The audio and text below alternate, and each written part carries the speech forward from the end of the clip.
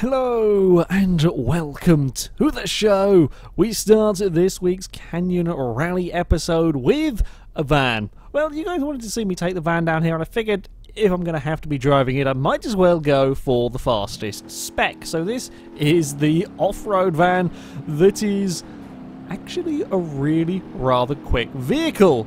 Can open and close the back doors. I kind of wondered if they might fling off while driving along and so on, but no, we could just mess about with them while we're going 90 miles an hour uphill. One of my primary concerns with this vehicle was falling over. I thought the D-Series pickup would fall over. It didn't.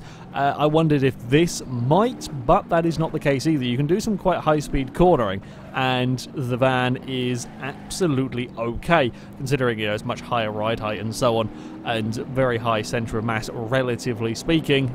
It doesn't have problems with the faster corners. However, on this particular run, I wasn't quite sure how much speed I could get away with carrying over the jump. I tried it flat out. We could landed it okay. It just kind of bounced around a little bit, and then we couldn't make the braking zone. Not an uncommon place to have an accident. That one, the pond has claimed many a vehicle, and this was just another one to add to that list again. As we leave the bridge jump, we actually leave it at a slight angle. When we landed, it snapped something in the steering. I lost control, and we ended up going climbing over the hills. Not a particularly good place to be going. As I reverse it back around, it's kind of twisted the entire chassis. It is still drivable like this, less than ideal, but it is indeed still drivable.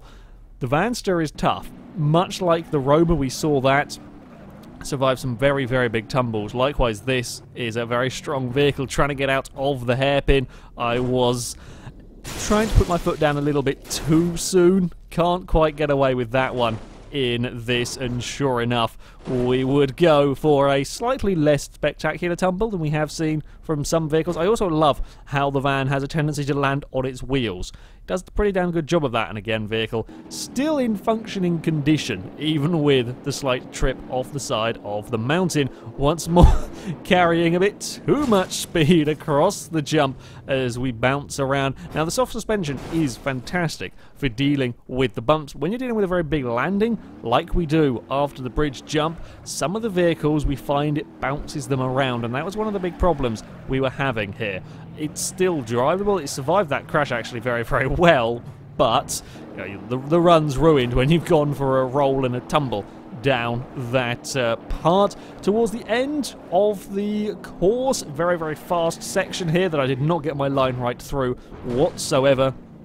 Can carry plenty of speed if you are getting it right, but no, not on that case. The van's actually pretty good handling. It's like the change of direction actually caught me out. That's why I ended up on a really awful line. I didn't actually expect the front end to be able to get turned. Now on this one, I'd already clipped a bank and slightly damaged my steering, so I couldn't.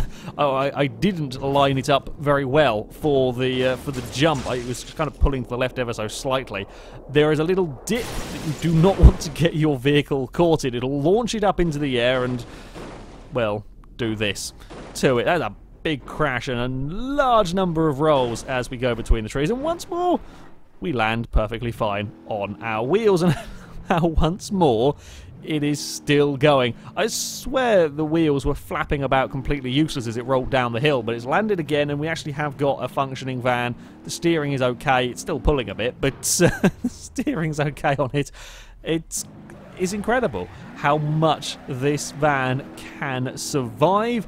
Now, I was getting a little bit cheeky. Out of the pond hairpin, I was trying to cut the corner a little bit too much. You do have to kind of aim for the bush if you want to carry a lot of speed out of there, but if you end up too far on the inside and you clip the inside of the corner, yeah, there's some pretty big bumps down there.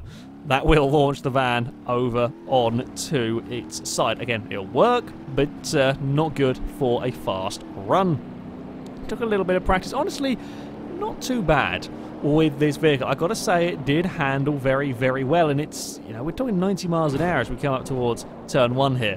Yeah, it's not quite as fast as the supercars, but this is a van. Let's not forget, that's some pretty impressive performance from this. And then we have the good enough handling to carry some decent speed through these corners. Again, not up there with supercar standard, but it is still carrying plenty of speed. And then we have the suspension to deal with the bumps. Now, it wasn't quite going to be flat out here. I had too many issues with clonking it around, just a little bit of a lift. It just settles the van a bit neater on the landing. You don't go flying off if you get the bouncing, if you get a bit unlucky with the bounces. So yeah, just a little lift was needed for the bridge jump. Now, you turn in quite nice and early, but not so much that you end up on the bumps across our little dirt section. No issue whatsoever for the van. That's never going to be a problem for a vehicle like this, designed for off-roading primarily, so those little bumps are okay as we round the hairpin. Again, I was worried. We'd seen a few vehicles, if you clip the inside, we've seen a few vehicles roll over, but this, even with the heavy cornering, not a problem. So I don't think we're very likely to see huge, certainly from the cars, we're not likely to see a huge amount of almost grip rolling through some of these turns. I just don't think it's going to happen. As we come through this faster section, much neater lines this time around. We're holding about 80 miles an hour through there. Again, more impressive corner speed as we run up towards the finish line. About 93, we get so close, clipping the barrier through there. We get away with it though.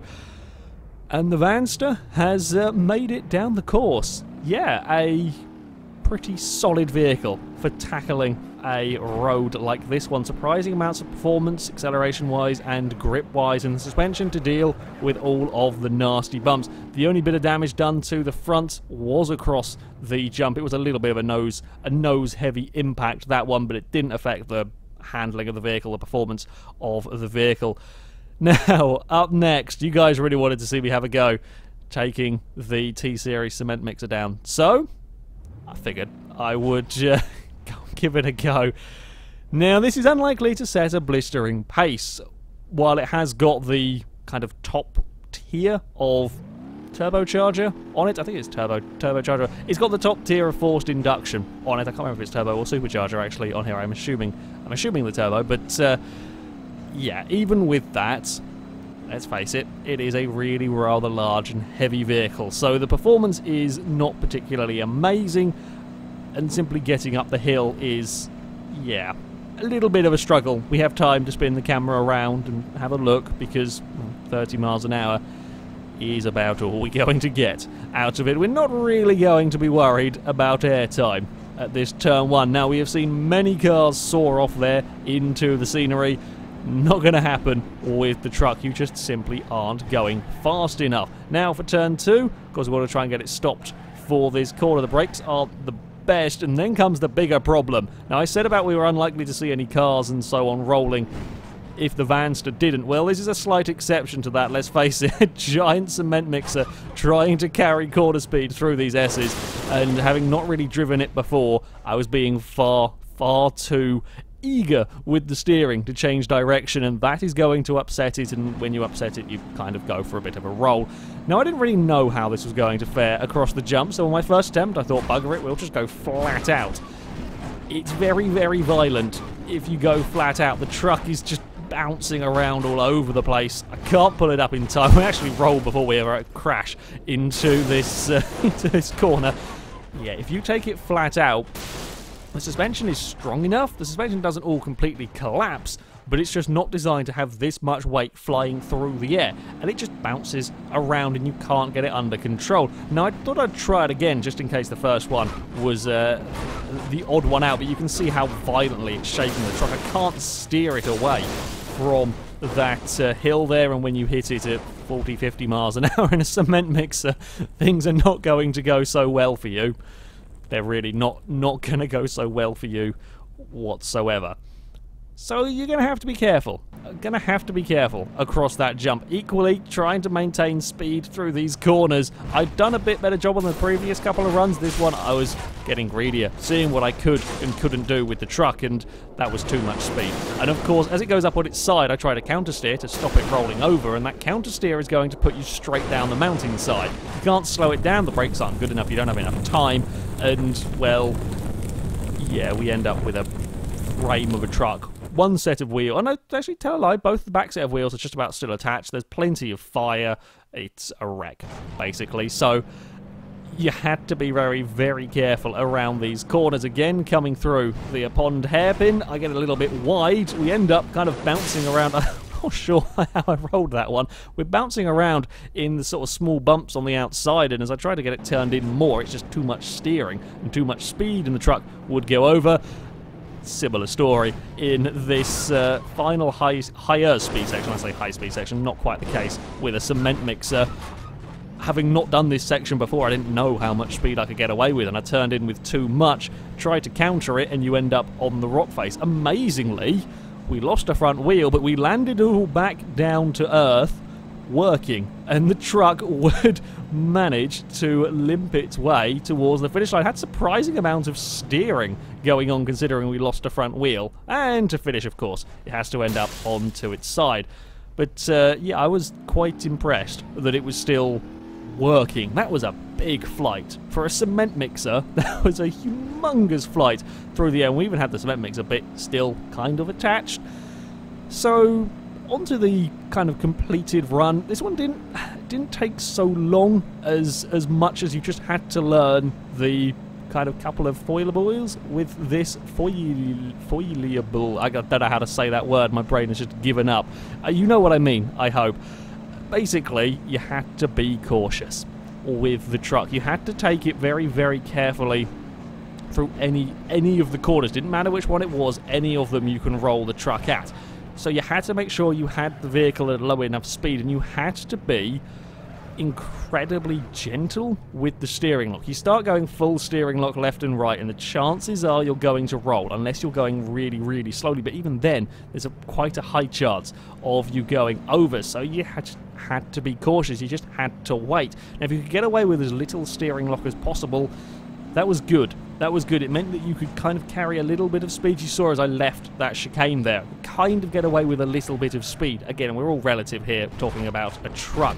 Across the bridge, jump, and you would have to go on the brakes. It was all about trying to get the vehicle down. It still looks horrendously violent on the landing there, but once it had got down, and because I was going a bit slower speed, you would have enough time to control it into the next corner, get on the brakes, and get it all slowed down. Now, around the hairpin, it really was a case of 20 miles an hour. Crawl your way around, can't use too much steering, otherwise we will go over. And again, on the exit here, you want to be using as sort of little steering lock as you can get away with.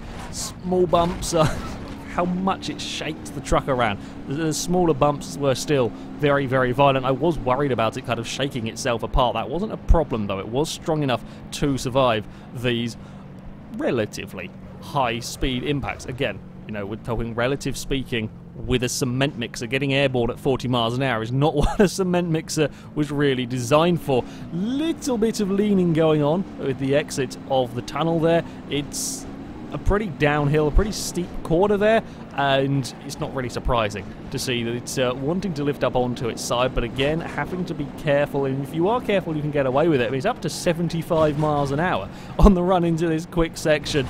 It's, yeah, a little bit of a scary place. You've got to once more lift off and just wait. Yes, it can go a little bit faster speed-wise, but you can't carry that speed through these turns. It's simply not going to make it. It's 50 miles an hour through the turns, and the back end is almost lifting off the ground. You see me here being so careful with the steering lock. Again, onto its side as we come across the finish line, and then to celebrate, I go for a roll with it. That was, yeah, a bit tense coming through that final section, because it can get up to some speed, but you just can't take it because it will want to roll over through that higher speed stuff. And our final vehicle, it is the GL83, a proper off-roading SUV, kind of a modified off-road SUV, and I was curious to see how this thing would do. A lot of the other kind of off-road vehicles I've had have just kind of been higher, slightly softer vehicles than the standard version. This one, though, is very much a sort of off-road spec. It's got a relatively low gear ratios going on with it, some big chunky off-road tyres, and quite a lot of steering lock for a car going down this course. So yeah, I was curious to see how it would fare. You can see how much you've got to be quite careful with the steering on this one, because yeah, it's pretty impressive going on here. Also, I messed up the gears completely. I wasn't quite ready for quite how short the gear ratio, or sort of 1 and 2 are very short, 3 and 4 are then a little bit more sensible. So I messed up the initial launch from this. I then did eventually figure out what I was doing. Power not quite there with some of the other vehicles. Speed isn't quite as impressive. I managed to completely twist it on the takeoff for the jump. Not a clever idea, that one, as it bounced around a bit on landing. You just can't get it back under control, and we've seen this time and time again with these kind of courses.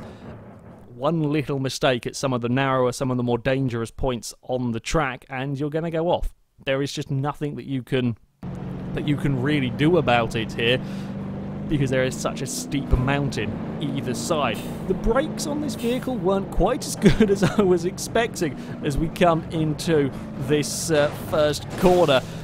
I couldn't get it slowed down. I kind of panicked and started turning in, and as I did, we turned in almost too much and bounced across the dirt, and that snapped off a rear wheel. Just too much load was going through the back of the vehicle, so I had to be aware of that one as well. As we come back into the tunnel hairpin, I couldn't slow it down, once more struggling with the brakes, despite it not being massively fast. Yeah, the brakes weren't quite as good as some of the, certainly compared to the van and some of the other vehicles that have gone, so it is a spectacular tumble in a little cube of what once with a large SUV is again, now not quite so much. I think it was the back seats that just fell out as we were rolling down there.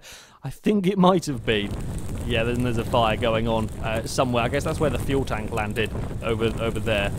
Yeah, that's quite a compact SUV by the time I had finished. I was forgetting to listen to my own advice, going around the hairpin, again clipping it across the dirt. Once more, as we'd seen with the Vanster, this softer off-road suspension proving a little bit problematic with the higher speed stuff, as it bounces the cars. It bounces the cars around, and then you lose control at just that precise second where you really, really quite need it, and you end up off the course once more. I don't quite know what pinged itself free inside there. Not quite as strong as the Vanster. This one doesn't quite survive the tumbles in the same way.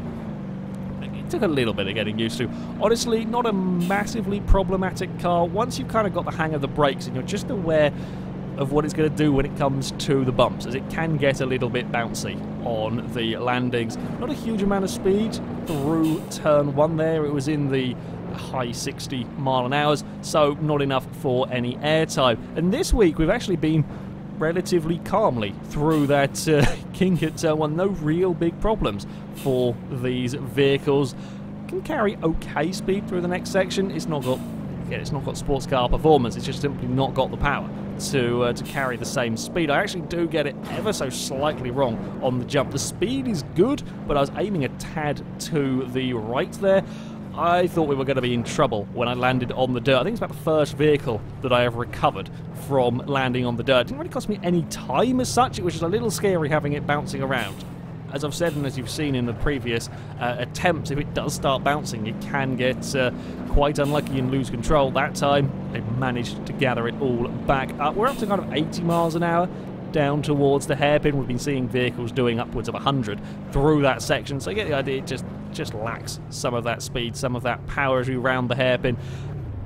Cars struggling with understeer through there. Perhaps unsurprising, really. Is a very, very tight corner, and you've got to be patient, waiting to get on that throttle. Don't get carried away as we now run down the hill. You see what I mean by the short gear ratios here. We're actually buzzing in the limiter at 94, 95 miles an hour. We throw it through the bumps here. You see, with a super responsive steering, actually a little bit problematic through these faster corners, although it was quick enough to catch the car from a big slide, which can be sometimes quite helpful as we round the final turn. It is across the line for the GL83.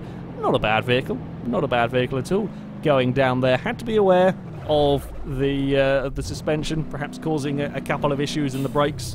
Maybe not quite being as fantastic as some other, but once you kind of learnt to deal with them, yeah, dealt with a course like this very, very well. It's not rough enough for a car like this to really be able to make up time. In fact, this one has completed the course with, well, pretty much no damage at all. Even a lot of the off-road vehicles have been sort of smacking the front on the landing of the bridge jump. This one here had no problem. I also love how the tow hook is just spazzing around in the front there, but there we go.